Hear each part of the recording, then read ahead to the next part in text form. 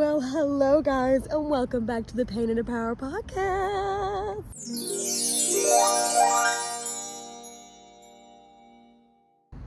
So as you can see guys, I'm at the Grand Liverpool Cathedral today. You want to see her? You want to see her? She's so grandiose. Oh my god. I don't even know what that means, but I actually love it here.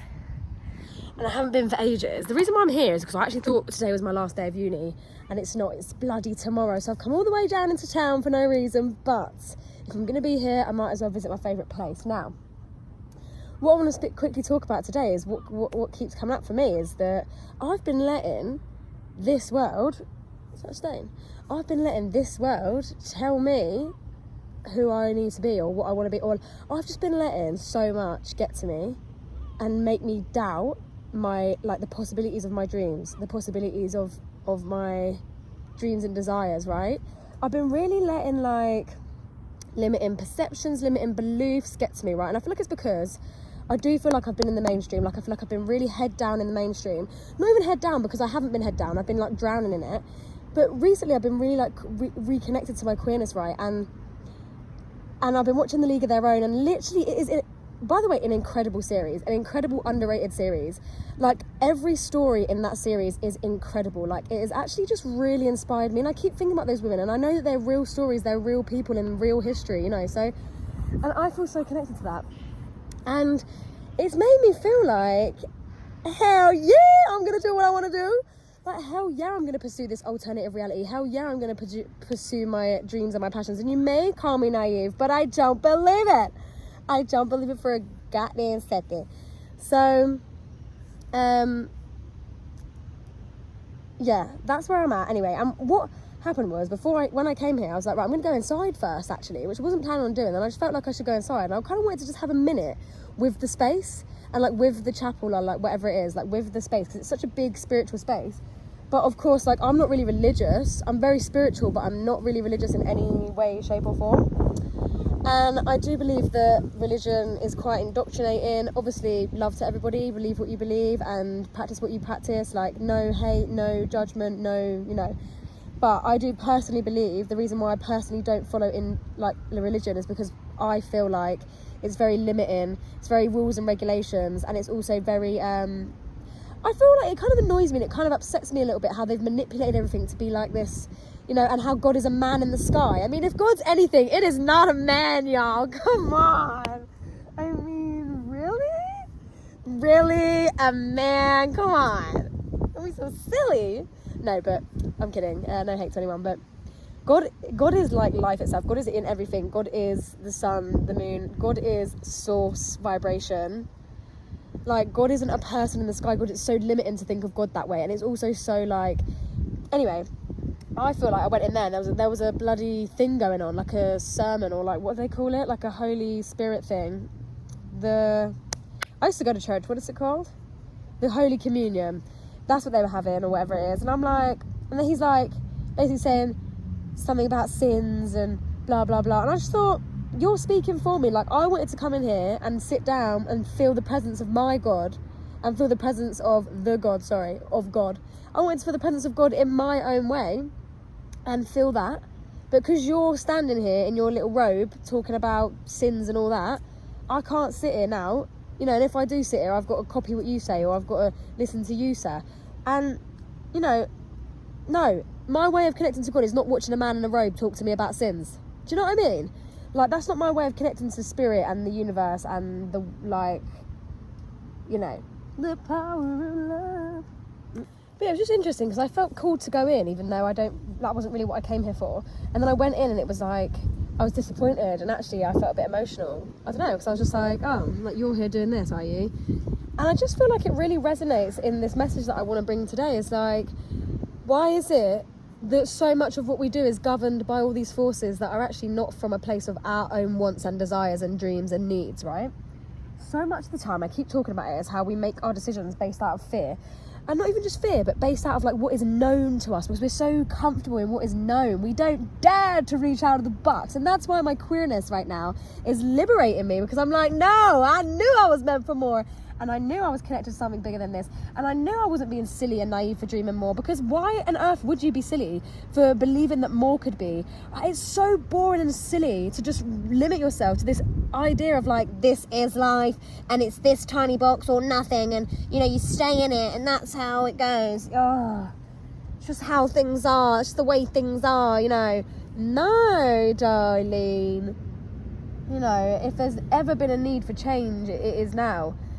And I want to be something outrageous. Like, not outrageous, because it shouldn't even be outrageous just to follow your dreams and do something sort of different, maybe against the grain or whatever. But you do feel like you're being outrageous, and you feel silly for even trusting that is going to get you anywhere, you know. It's like League of Their Own. I really relate to Max in that way of like feeling like this world doesn't have a space for me, or like I don't fit in this world, or like none, like I really relate to Max. Obviously I can't relate in so many ways, but I really relate to Max in the League of Their Own, because I have felt like, and God, if I feel like this, God knows, God knows, but it just, I understand that I'm so privileged in so many ways just because of the simply of the way that I look, and like maybe even the way that I sound, like literally just in so many ways I already know that like I have so much more accessibility to like life, and I have like, I'm automatically more privileged because of like what I look like, and obviously whatever, and so please know that I know that, but I also just really relate to Max because I feel like just who I am. And I wrote this in my journal. I don't know if I wrote this, but I was going to make a video about this. 222 on the timer. Ooh. I feel like who I am is not an offence, but it's like, just is a rebellion. Like who I am is a rebellion in itself, or like who I am is like such an anomaly in itself. Like I feel like I'm such an anomaly, and I get so annoyed because I'm like, I'm not even that, you know, I'm just myself. Like I'm just different. Like I don't know. It's like, how am I what? Anyway, and like I said, obviously I know that it could be so much worse. I could be treated so much, you know, differently because of so many different things. But what I feel like is what has been coming through, and like why I relate to Max is like, yeah, it's just feeling like who I am has no place in this world, right? Because everything's so limited. It's like Max is a black queer woman, right? And she is in a time where, you know, being black is hard enough, let alone being queer. Hello. So, and Max has this dream. She wants to play baseball, right? And she knows it's her calling. She knows that it's her, like, it's just something she's always been really good at, and it's something that she knows she would love to do. It's her passion, it's her dream, and she has to work 10 times harder than everybody else, right? Just to get to where she wants to be. And in the end, she does it. She gets on a baseball team with the woman that she likes, and oh my God, like, I've got goosebumps all over. And she said, I would just have this, and what makes me feel so inspired and liberated is the fact that they did that in that time where it was so unheard of, so unseen, and where it was like, actually, socially, you would get genuine, being gay, you would get beaten up, arrested, you know, attacked, being queer and colourful, you know, being black or any other race that isn't white, you would literally be treated societally like different, like, you know, there was all this, and I'm not saying that it doesn't still exist in certain ways and it's not instilled in the infrastructure or whatever it is of the life that we live, but for me to walk in this life, you know, in my privilege, you know, in this first world country, whatever, but like all I'm understanding is that those people were able to be queer, you know, they dared to be queer, not even dared to be, they had no choice, that's how they were built, that's how they are, that's who they are, it's who they are. And that's what I'm saying, I'm so aware of who I am, and I feel like in that way with Max, it's like, I just feel like the world isn't ready for that, or the world hasn't got anything to hold me, or there's no spaces, or there's no, you know, but we are, it's so ahead in time, like we've come so far in time, like I must be aware of the privilege that I have right now, which is to be so free and to choose me. Like, can you imagine the amount of queer people that were living in those times that would kill to be me now?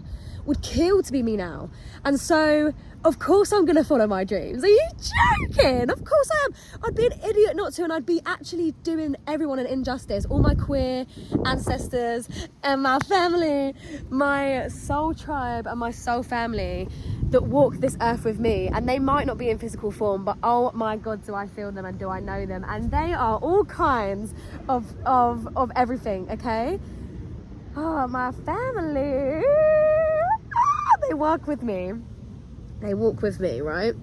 So yeah, that's where I'm at. I feel like it's really liberating me to think of those beloved queers in history. And I'm so ready for how much opportunity there is now to actually openly create and choose myself, like inspire. Like, I'm just so ready to choose myself. I feel like I've been going crazy trying to figure out how I fit myself into this world that isn't made for me. Like, I have ADHD, right? And I'm queer, and I come from a bit of a low economic background. Like, my mum was a single mother. Like, not to just chuck out all the things, but what it is it means that when I come into these structures that are so limited and finite and narrow and like small, it's like I can't fit in the box. So I'm like going crazy trying to fit in this box where I don't belong, where it's made for people that like can fit in the box. It's made for people that can fit in the box, right? And if you don't fit in the box, you're not going to make it through the system. Okay? Whether that means, you know, you struggle with money so you can't afford this, that and the other, whether it means you are going to be discriminated against because of your skin colour, because of your sexuality, because of whatever it is, right? Whether it's because of your disabilities or whatever it is, right? That is going to stop you from feeling like you fit, or feeling like you belong, or feeling like you can thrive. It's like, okay, maybe I might be able to like squeeze myself down, but I'm not thriving. I've never been so depressed in my life. And I really thought for the longest time I've been like absolutely raking myself to try and find what is wrong with me and why it is what it is within me that means I cannot be happy in this environment. And I really thought I'd thrive in this environment. I thought, oh great, people of all kinds, people of all backgrounds, we're all going to be in one space. We're going to be like, you know, everyone's going to be wanting to like create and do things. There's going to be sport, there's going to be this, there's going to be celebration, there's going to be fun, there's going to be... And absolutely not. It was like being in like... It's like being in a high school, like, and there was like the jocks and like it was the most hetero, boring, binary, boring bore off I've ever experienced. And I feel like, okay, yes, it was freer than like school is. You get to wear your own clothes, blah, blah, blah. You get to go in only a certain time of the week and whatever, right? But I'm really grateful for this opportunity because of how it's made me grow as a person, and because of how it's made me hit lows I've never hit before, and because of how much it has made me realise that what happens when you sacrifice your authenticity is not okay, and it's not something I will ever do ever again. I've made it for the 3 years. I thought today would be my last day, but it is tomorrow, but that's fine. And I'm so ready to like I've booked tickets to go to a queer event. I'm so ready to just like actually get into the life I want to live. Where's the alternative reality? Where's the counterculture? Take me there. I'm not living in this mainstream bullshit anymore. No, and that's on period, okay? And I'm gonna live my dreams, period. And no one's gonna stop me. I don't care if I make no money from it. I'm going to live my dreams. If I'm having to literally scrape by, I don't care. I'm going to live my dreams, and I'm gonna find my queer family, and I'm gonna travel the world, and I'm gonna escape this matrix, and it's never gonna have a hold of me ever a goddamn again, okay? Because I've been feeling like a shell of myself, guys. I've been feeling like a shell of myself. And it's because all these things in life, all these structures in life exist to just strip you of your power. And I'm no, baby, no. Did you not know this is the Pain into Power podcast? No, you do not get to strip me of my power. Especially when my, like, queerness is power, you guys. Color is power, queerness is power, femininity is power. Why do you think it's all oppressed? Anything that is oppressed, yeah, is because it is powerful and people fear it, okay? Oh, I've just been realising like so much of the things that are in me and so much of the things that govern me that are fear-based, right? And then I've been reconnected with, and like every time I go down those routes, I'm like, no, connect back to the truth that you know is the love, right? So what is the love? Pardon me, where is the love? Where is the love? Where is the love? And I think, listen, when you connect to the love that you know there is, then you know that you're right to be so yourself. You're right to be so outraged at the state of this world. You're right to not fit in. Because why would you want to fit in this? Why would you want to fit in this? This narrowing, limited, governed by fear world where No, you gotta ignite your soul.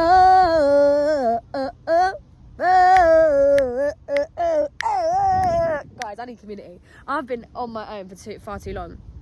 I can't wait to get in these queer spaces, y'all. Shot kissing, y'all wait till.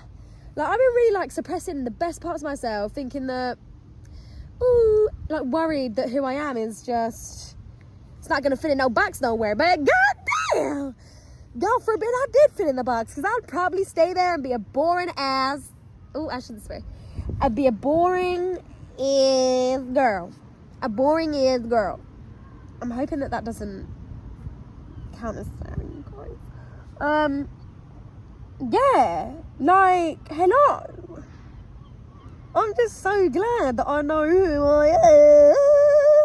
Fighting so bad, you know what it is? Because you're down there on my shoes. If I could have you up here, I would now. If I could have you up here, I would now. You want to have a little look? I'll tell you this thing. I have a little look at her. She's so goddamn pretty. She's so pretty. I feel so connected to my queerness. And I'm so glad because, hello, yeah, thank God. Thank God, thank God, thank God, thank God. I was just thinking as well, like, I went to a secondary school that was a lot more like, it was in an area that was a lot more well off, and I couldn't, the school in my catchment area was probably the worst school in my area, and my mum wouldn't let me go to it because she wanted me to actually like perform. And I always thought that like it was so, I started to like really like, when I went to that school, I didn't think there was anything wrong with me until I went to that school, and then I thought I was like literally poverty poor, right? And then I realised that having had like my own personal experiences was actually more beneficial than was actually more beneficial to me, because it meant that I had a different level of empathy, a different level of social understanding, a different level of like because I'd grown up with not a lot. But what it was is, for a while I was like getting in my head about, oh, you know, I can't afford this, I can't afford that, I come from here and everyone thinks I'm like, you know, whatever.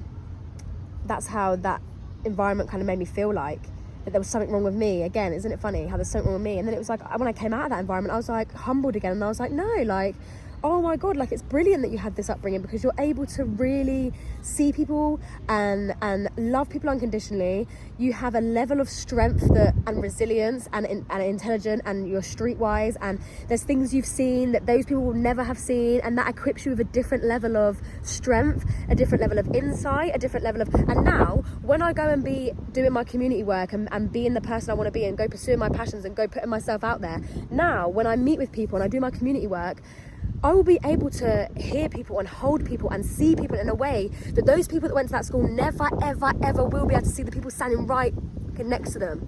You know, I'm going to be able to look at a stranger and be able to give them that love they deserve, because that is a gift that I have. You know, and people can't even do that to the people that are standing right there next to them, to the people that they're related to the people that they're in love with, in a relationship with, right? So, for me, what I've realised is, like, as much as this has been hell, it's like it's really taught me the importance of listening to my heart and following my dreams and actually being unapologetically myself, and how important my authenticity is. And actually, like, it's just so interesting, isn't it? Like, it's just so interesting. Like, never compare yourself to people and think, oh, I don't think I was even compared, but I was, because even like a lot of the football girls, like I did a football team, I played for the football team at uni, and a lot of those girls just, it's my own personal problem that I just felt that a lot of those girls obviously come from a lot more like, just like comfortable home lives. And I know that sounds like, it doesn't matter. And if any of you are watching it, I love you guys. But I think it just personally, it was hard for me, because I felt like I was always comparing myself to like these people that were able to be so much more disciplined, more structured, more, you know, could turn up in that way and be, and it was like, yeah, but babe, that is not you for a good reason. And that is exactly the most perfect and potent thing about you, is that you cannot settle and you cannot be structured and conventional and normal. And that is the best thing about you. And I spent so much time ragging my brain, like literally, I feel like I spent so much time, I don't even know what the phrase is, girl, ragging my brains. I don't think so.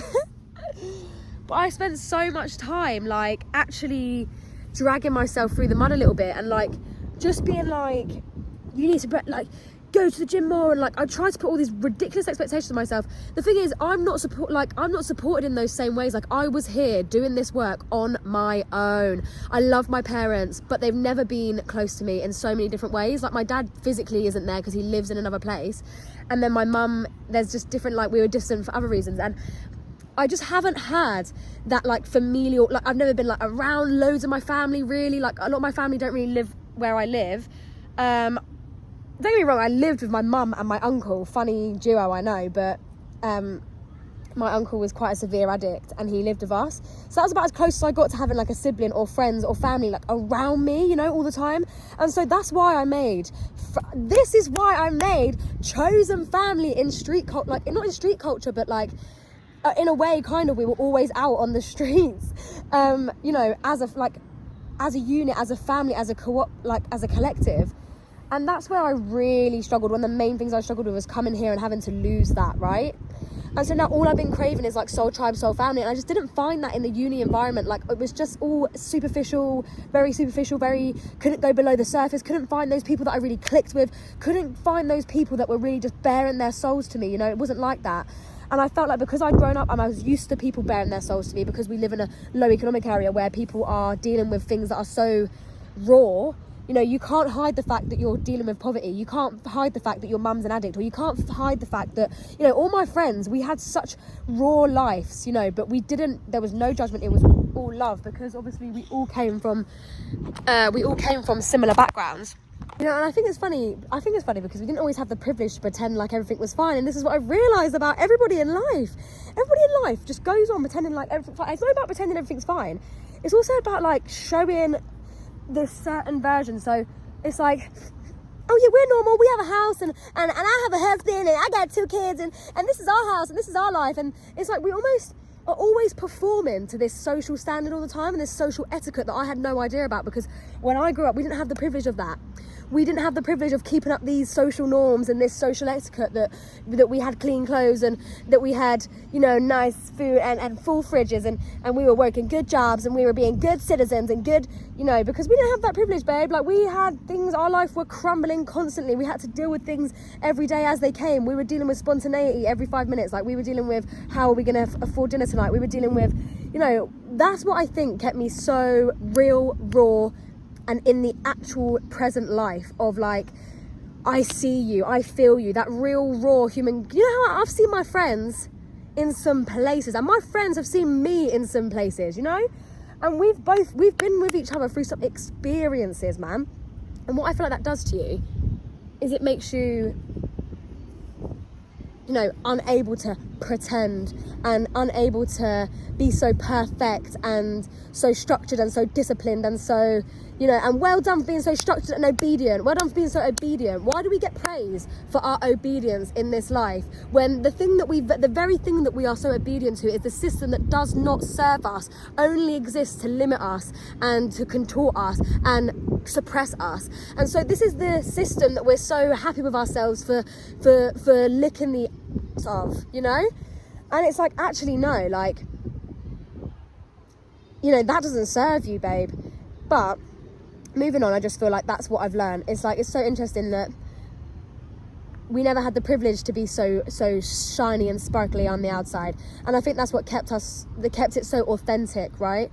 And then with my queerness, it was like I was never gonna fit in. I was too boyish for the girls, and then it's like I was too, like, not boyish for the girls, but like it's like the girls didn't get me because I was too like laddish, and then the boys didn't get me either because I was not girly enough, but then I also wasn't boy enough to be like gay. So it was like no one really knew what I was, and I didn't really know what I was, and I now know that I'm just myself. Like, I'm just who I am. It's just who I am. It doesn't mean anything. People try and make it mean something. It doesn't mean anything. Like, yes, I'm queer, yes, I'm non-binary, and yes, I'm like ADHD, but realistically I'm just myself who's tapped into this I want to say higher realm of consciousness, but then I don't want to sound like an idiot that's like, I'm just tapped into a higher realm of consciousness.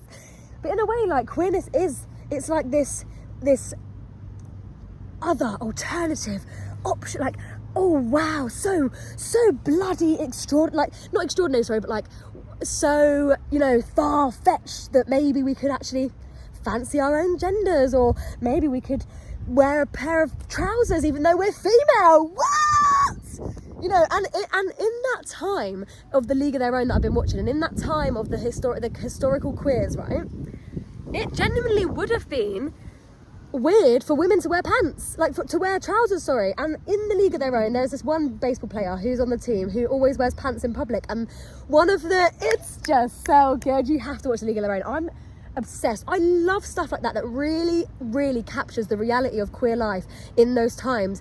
And it was so powerful. I was crying my eyes out on the scene where they get caught at the bar, and like I had to stop the film. Goosebumps all over my body now. I'm so connected to queer history, and I've been having moments like this for so long, like when I watch Pride and when I watch and just when I connect to like Sylvia and Marsha P, and I just think yes, I think queer liberation. I think these are the people that dare to do it differently, and I'm one of those people, and I will not apologise anymore.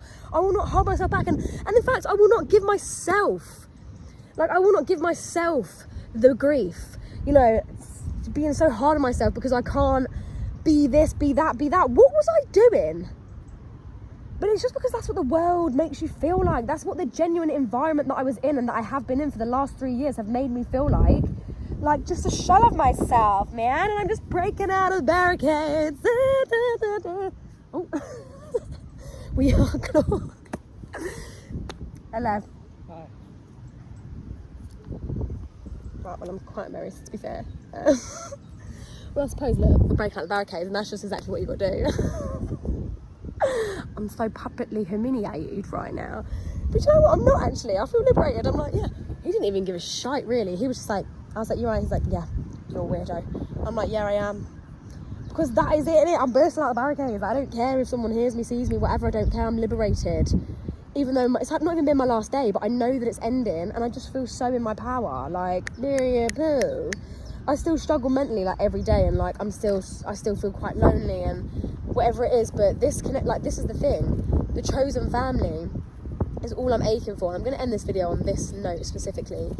And this note specifically is just like, I feel like wherever I go, right, I'm like a bit of a truth revealer. So who I am is like, so when I go into the education system, I'm revealing the truth, because the truth is this is not engaging. It's not an engaging form of learning. It's not an inclusive form of learning. It's not a diverse form of learning. This is what happens when people like me enter spaces like that, right? And it's like, it's the same goes for most people that are different to what these systems are, because these systems, you must know, are made for people that fit in the box. So when you don't fit in the box and you go into these boxes, right, and when you go into these places in these rooms, when you don't fit in the box and you go into these rooms, you start to cause disruptance. You start to cause, the teachers then have to start to think about how they teach, and they have to start teaching differently. You know, if you've got autism and you go into a classroom, that teacher now has to diversify their teaching skills and to be able to diversify the learning environment in a way that is suited and is safe and comfortable for everyone. And not everyone does this. The education environment, they're so lazy with this. They don't want to implement all the easy strategies that it takes just to implement some I wrote my whole dissertation on this. I spoke about it to the guy in the Uber today. I wrote my whole dissertation on how helpful drama and theatre applied like implementations and integration into education is so helpful to people with ASD, autism, ADHD, people with behavioural problems, people with cultural barriers and language barriers. So why on earth is it not being implemented on a wide, because why do you think? Because they don't want people like us in these spaces, because we are the power for change and for evolution. They want things to stay the same because it serves, well, who does it serve? Who does it serve? Yeah, you got to think about that. Who does it serve? So they don't want change, right?